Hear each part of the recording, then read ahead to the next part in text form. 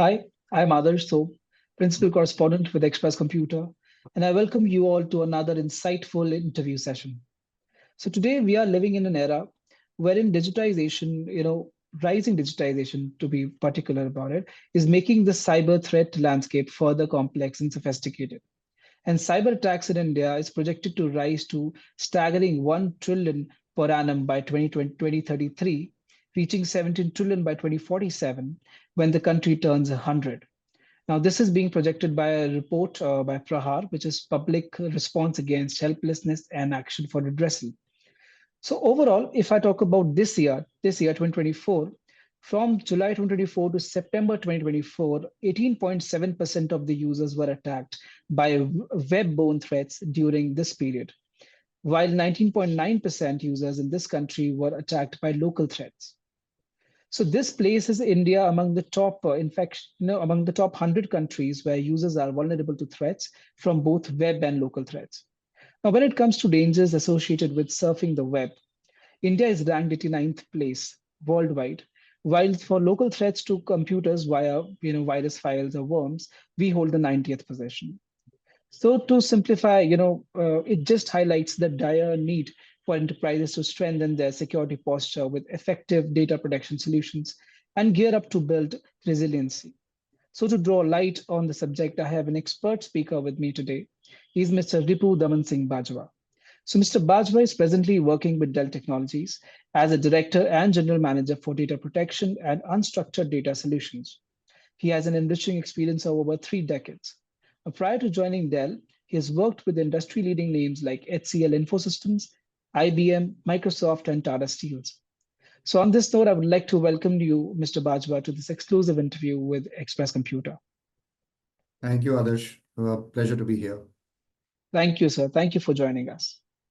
So to begin the conversation, sir, as you all know, as I also mentioned in my introduction, that the rising digitization is basically further complicating the cyber threat scenario, and it is also opening up novel vulnerabilities. So, what are some of the pressing cybersecurity challenges that you see in India, in the present tech landscape? Yeah, it's a great start. In fact, you articulated the attack surfaces are getting more and more exposed. We are seeing with more adoption of new age technologies, especially Gen AI and many technologies like IoT, cloud. Organizations in India are at the cutting edge in terms of adopting new operating models when it comes to tech landscape. And with that, also is the threat landscape increasing, which means you're more and more likely to be under a sophisticated cyber attack. And given the fact that innovations and ideas need to keep flowing, and we need to be getting smarter in terms of handling cyber threats, it always is a very interesting challenge that how much security should I add on and how much innovation should I do freely.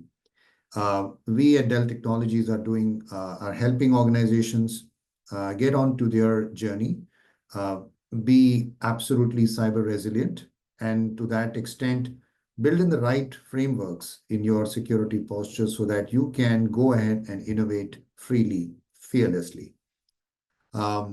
And if you really see, there are many technologies which today demand, security to be embedded. It's like intrinsic security, which we propagate, not a bolt-on security. So when it comes to privileges, accesses to be given right at the information level so that, you can take that asset or that identity and it can freely transfer between operating environments, between on-prem, multi-cloud, or hyperscalers that you're looking for. So an example can be that how an organization is dealing with their data and their identities. They should be able to, add security not on top, but it's built into their infrastructure such that when that information moves, the privileges move along with it, and it is intrinsically there. At the infrastructure layer, also you need a different, more resilient architecture when it comes to dealing with data, which is going to come from various sources, get processed, move in and outside the organization between various clouds, how to securely transact, how to make sure your transactions are under the guidelines in the vertical that you are playing on, and you are able to freely do the business. And in case of a particular breach or incident, you also need to know how soon you can come back with a clean copy and get your critical businesses up and running in the least amount of time. So getting that resiliency posture is as important today because that is what really will help you embrace the breach in case you are attacked. So that gives you the confidence that yes, my organization is having the necessary wherewithal to come back to, critical apps should be ready. We should be on business without losing much, and call yourself fully resilient in case of a cyber threat as well. So innovate freely, innovate fearlessly, and adopt the right tools, technologies is the way to go. So I totally echo with you when you said that security should be intrinsic. It should not be an add-on feature. It should be inbuilt, embedded in your solutions, embedded in your devices, embedded in your networks. So not only your local data stays safe, but also the data which is being transacted from system to system or network to network should also stay safe. So that's actually a key takeaway for our audiences as well. So moving on to the next question, sir, we all know that today with cutting edge technologies going further, emerging technologies penetrating their way to most of the businesses and their processes, AI is one of the buzzwords. AI is the technology which is the most talked about, and almost every business owner today wants to be in the race to adopt AI. But I feel AI is a double-edged sword. It is not only just not only a technology which is doing wonders for your company, easing your processes, building your efficiencies or capabilities, but it is on the other side also further complicating your threat landscape as well. With AI, a lot of new vulnerabilities have opened up, new kind of attacks have come into place, and AI also seems to be the only answer for it. So if we talk about, if I would like to ask you to summarize this entire AI story in how it is playing a role in the cybersecurity scenario, and how is Dell leveraging AI models or AI solutions into their solutions to boost security? And so, others, you really mentioned the both scenarios. AI is a double-edged sword. AI is being used by attackers to come into the environment through many many means. Phishing, detect, is a way to for them to enter. We also see the threat landscape more exposed today with more point of entries, you can say. Your networks are as exposed today, and therefore with more and more of AI getting enabled at various endpoints, we are seeing the users need to also know, hey, I'm using a particular tool and it is an AI-driven tool. Am I exposed? Is a hacker using certain tool sets to compromise me faster? And in that context, it is also important that the organization as well as the user feels that yes, they are on the right platform. Uh, Using AI, it is important we can actually go and it can be used to counter any possible threat as well. We use, for example, machine learning and algorithms in our scanning of data sets when it comes to information that is very critical in a data center. We ensure that when we are doing disaster recovery drills, we are also doing cyber recovery drills, which means we are able to analyze data sets, be sure of where the corruption happens, and be able to recover and not just detect, but also recover in the least possible time through an air-gapped environment, which is not connected to the network, which is isolated. It's an intelligent air-gapped vault from where we do these regular scannings. And these scannings are very intelligent AI-based scans that we run using non-signature based, because anyway, the antiviruses would have been compromised. So there's no point in running an antivirus again. So we do non-signature based scanning, which is much more efficient, much more accurate, so that you have least number of false positives and negatives. You're able to go to the right level where the corruption has happened, be it the user, be it the system, and take the necessary corrective action faster. So we use a lot of these tool sets to help organizations come back very fast in case they see some corruption happening or any malware entry in their environment. So while there is a lot of AI used to enter by the bad actors, they are definitely looking at more ways of compromising. There are more ways of they getting into the network, understanding your environment better, maybe from different devices that you are logging in. But there is equally the strength of AI to counter that and bring to light the fact that, hey, no matter what, we are more efficient in terms of detecting those malwares and help you come back fast. So these are one of the cases where we are seeing AI ML based scans, for example, they help a lot. Also, in incident response, for example, we use a lot of AI automation, which means in case there is any streamlining that has to happen, any containment that happens, typically in a breach, we use AI tools for remediation purposes, and we automate the incident response so fast that it can be as seamless as what when you are under attack, what you do, and everybody knows their to-do list as to this is what needs to be done to come back fast, so that it becomes just like a disaster recovery drill. You are able to actually overcome any cyber threat, and you know the processes which what needs to be followed. So automating your recovery processes, making sure also the analytics that we are doing more on prediction side are now being done using AI-driven tool sets. So many ways we are seeing AI helping in countering this threat, which is also led by AI. So it's always a double-edged sword. Yes, sir. I think you very well pointed out that how, when you said that you are running AI and ML-based scans to detect the issues and then basically recover data as well in an AI gapped environment. Uh, that's wonderful, looking at how prepared you are. And because see, these kind of threats are further, growing and further complicating, and that is the how it is. That's how the world will be. So we have no other option than to gear up ourselves and be future ready. Also the incident response example which you gave, so it was really wonderful to know about those. Now when we talk about incident responses and running scans and detecting issues, we also have to talk about some precautionary measures, because once attack is done, the only thing a person can do is basically to build up resiliency or to try to get the business continuity in place, because that is the most important thing that has to be there. But the most important thing which I feel on the other side is to prevent attacks. So I think models like zero trust models, multi-layered encryptions are one of the preferred security strategies in the present scenario. So could you elaborate a bit on what's the Dell's approach when it comes to these models and how you are implementing zero trust model and how it impacts your customers?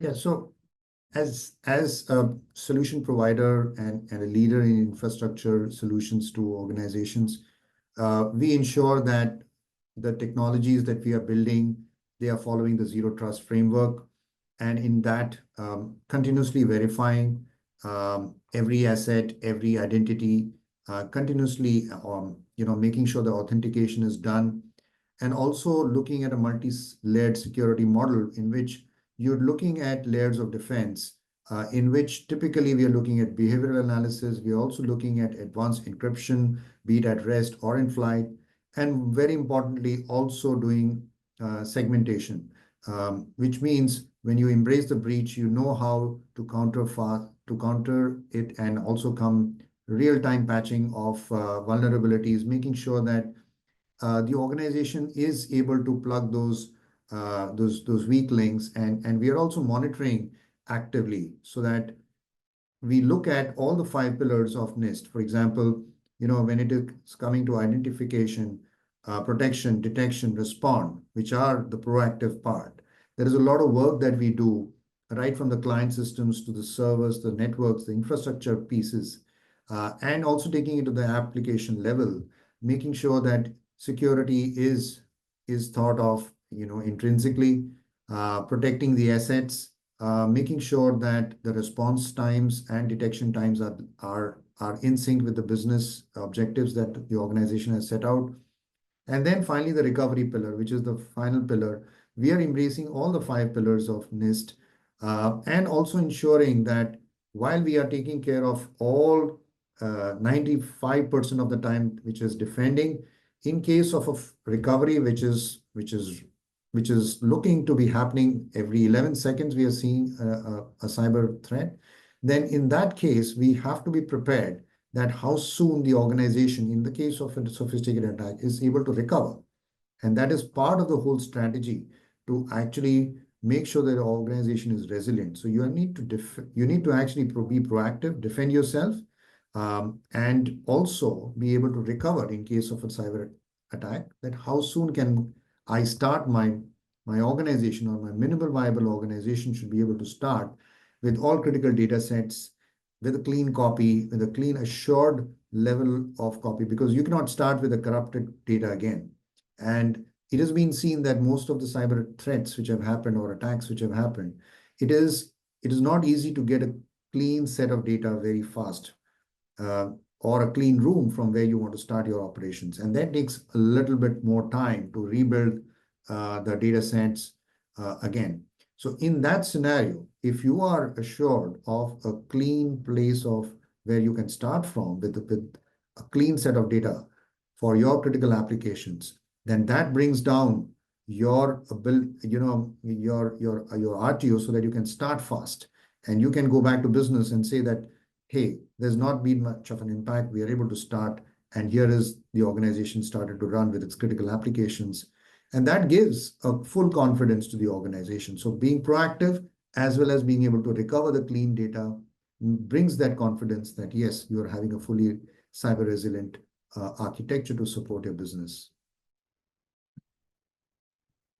So that was an interesting bit. But I would like to like to ask you for a few real life use cases where Dell has actually helped their customers to build in securities, improve their resiliency as well. So can you share a few real life use cases?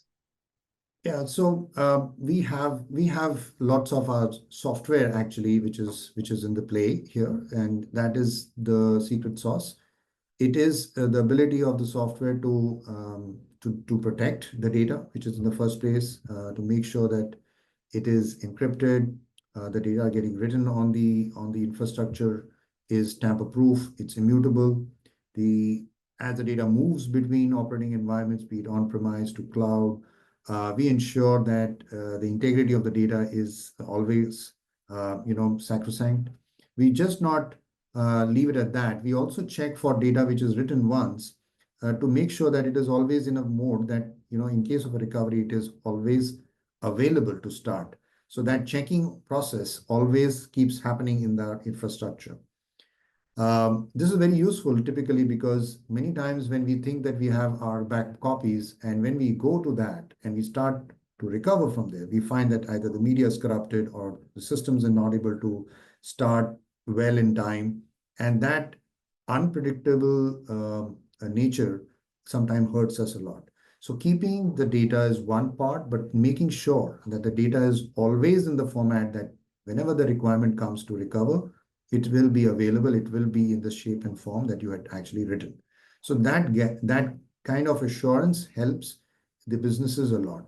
Second, we do a lot of BCPDR for our organizations, and we also set up isolated recovery environment for very critical data sets, which we call it a cyber vault. And that is a use case that we are increasingly finding in BFSI, in verticals in healthcare, for example, um, IDS sector, manufacturing sector equally, oil and gas very much.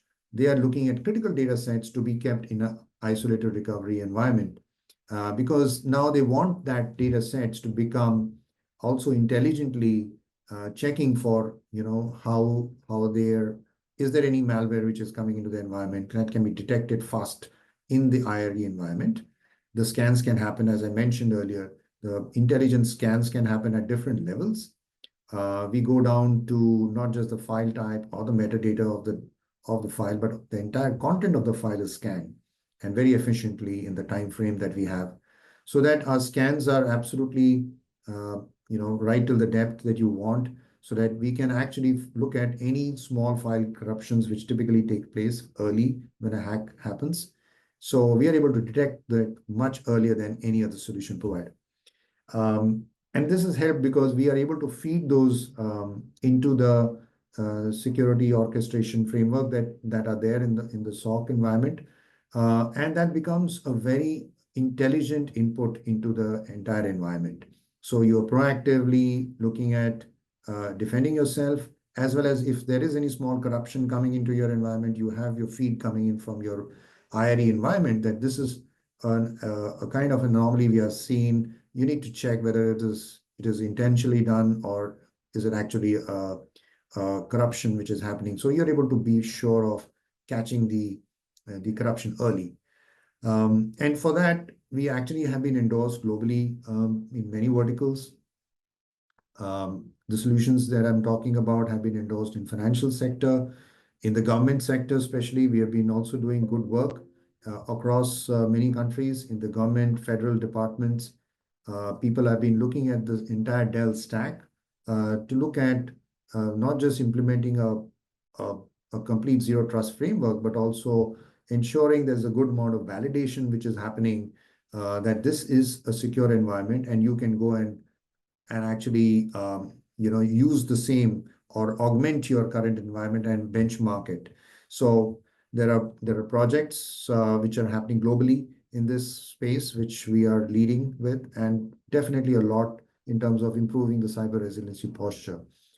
Dell is actually at the forefront in terms of also understanding the customer requirements, be it um, between data centers as they're moving into cloud, to run our software in all the hyperscalers from a data protection, and even creating a cyber vault in these hyperscalers. So we are using our software-defined, software-led architectures in these hyperscalers in the marketplace to give you that comfort that even if your data is in any of the hyperscalers, you can use the environment to secure and also bring it to any other environment if you want to, because of the interoperabilities and the comfort that we provide using our stack. So that's a big outcome that we are able to help our customers, let them be as agile as possible. They can use their multi-cloud environments more effectively, more securely, and be assured of that in case of a sophisticated ransomware or cyber attack, they will have their gold copy in no time. So that gives them a very different kind of assurance, more robust, resilient architecture. So the way you mentioned about proactiveness of Dell, it was really great to know when you said that Dell is among the first ones to catch a phishing or a malware attack. When it compared to other OEMs. So really great to know about that fact. Also, there were multiple key points that you touched upon during this deliberation. You just mentioned that how Dell basically creates a backup and a copy of the backup. So if in case some of the media files do get corrupted, it doesn't impact the business continuity of their enterprise or of their customers. So I think it's those are some really amazing facts to know about Dell. And thank you for sharing some of those very elaboratively some of those solutions which you are offering and the use cases which you've already worked on successfully. Now, when it comes to strategizing, security postures of your customers, so how do you think? What is the importance of vulnerability asset assessment and penetrating testing? So, and when it comes to Dell cybersecurity strategy, how does that play a role? So what we are doing is for VAPT, we are using a lot of AI-driven tools, and these are basically to look at which are the potential threats. We are also ensuring that our software stack that we are actually putting across to our organization is doing the vulnerability testing. We are coming out with updates very regularly for strengthening the defenses. We are also doing identifying these vulnerabilities in the organizations using some of the proactive threat detection tools that we have. Uh, Very important as an organization, Dell Technologies is now uh, is actually looking at security to be a ingredient part of every pillar of our offering, with whether it is Gen AI driven, innovations that we are doing, the Dell AI factory, if you have to say, the modern data center, which is where our entire technology stack at the data centers resides. And then you have a lot of technologies at the edge which are taking place. We are actually having native edge technologies to make sure people are securely connecting devices. And then finally, at the workforce, we are looking at making sure working from any client devices and having the right tools, technologies at the client to make sure that you have a very enriched experience from your client device, to make sure that you are able to do much more at the and securely at your workstation, connect to your data center, and also use tools, technologies to be much more productive.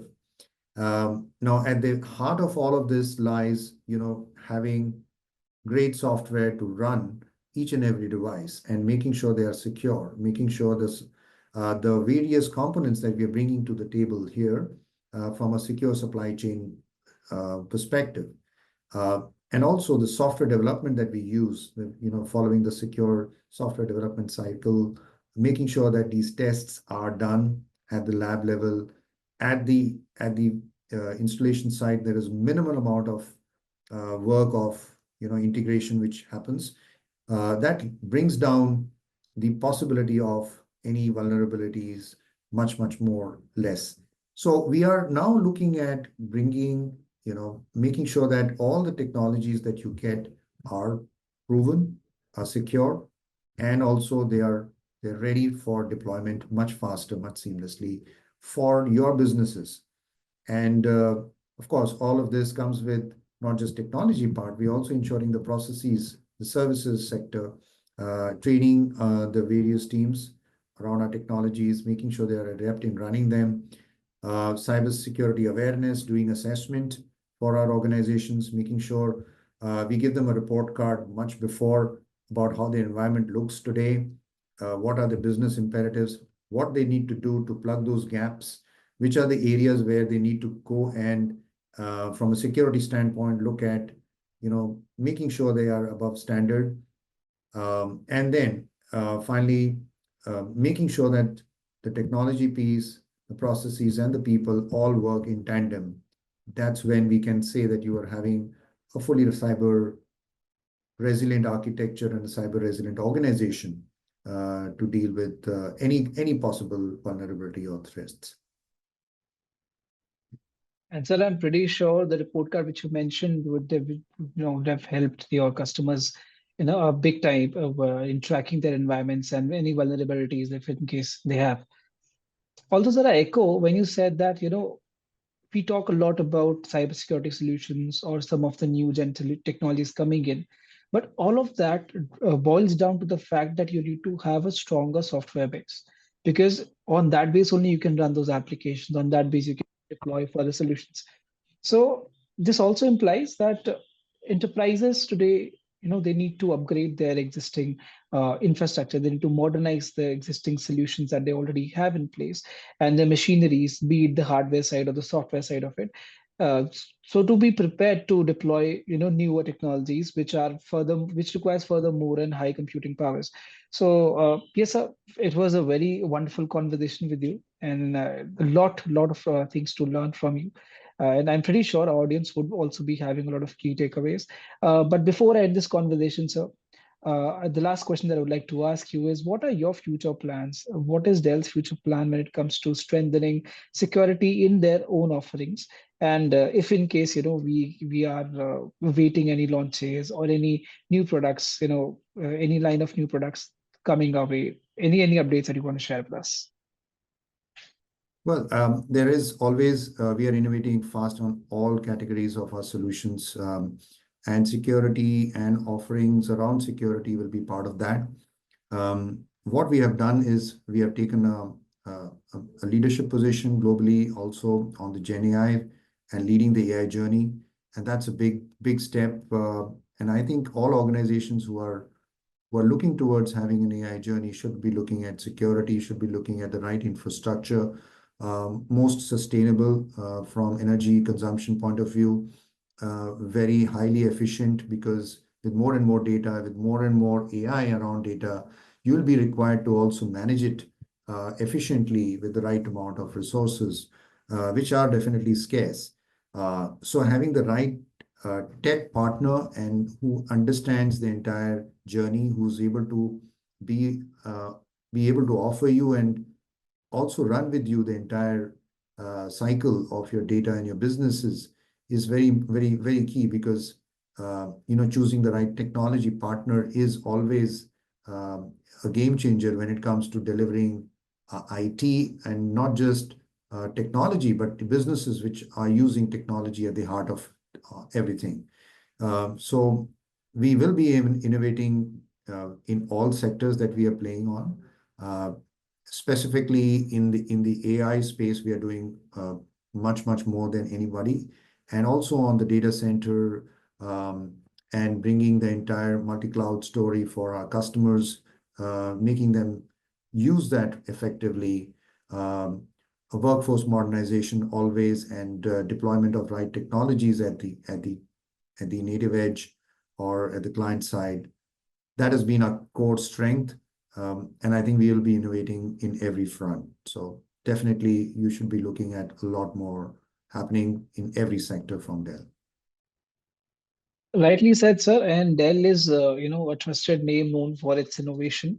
So definitely we look forward to the new offerings that Dell is about to, get into the market, the new innovations that you're about to bring to further. Also, I would like to underline the fact that you said that a right technology partner, is very key for any enterprise to, go further or grow on their digital transformation journey, because that can be the game changer for them. So, Absolutely. sir, on this note, thank you very much. Thank you for sparing out time from a busy schedule. I know you're quite a busy person, but despite that, you've taken time out and joined us for this interview. Thank you very much for sharing all the knowledge.